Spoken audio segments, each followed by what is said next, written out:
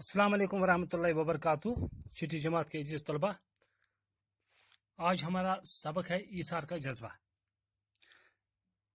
अदनान एक ताजर था जिसका शुमार शहर के रईसों में होता था। रईस कहते हैं अमीर लोगों को। कुदरत ने उससे सब कुछ दिया था, अगर नहीं कुछ दिया था तो वो थी औलाद की नियामत। शादी के बहुत साल बाद भी उसकी बीवी शीबा की गोद सोनी थी। सोनी माने खाली, गोद होता है जिसमें इंसान बच्चे को लेता है, यानी उनके पास कोई औलाद नहीं थी, वो औलाद से बिल्कुल खाली थे।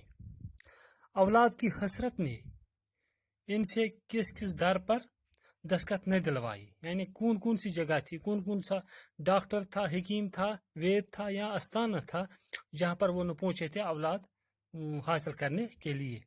पीरों फकीरों के चक्कर न लगवाए, गंडे तावीज करने पर मजबूर न किया, पर मुराद बर आने की कोई सूरत पैदा न हुई, लेकिन उन्हें यह सब कुछ ला हासिल हुआ। मुराद बर न आना माने कोई उम्मीद पैदा न होना। कुछ वक्त यूं ही गुजरने पर दोस्तों यारों को भी तशवीश हुई। किसी ने दूसरी शादी की सलाह दी तो किसी ने बच्चा गोद लेने का मशवरा दिया। किसी ने कहा कि आप दूसरी भी करो तो बच्चा पैदा होगा, किसी ने कहा नहीं, अब जो हुआ तो दूसरे किसी का बच्चा लाओ और उसी को पालो पोसो। कुछ ने थोड़ा और इंतजार करने और इलाज कराने पर जोर दिया। अदनान तो शायद ऐसा ही करता, मगर शीबा इंतजार के हक में न थी।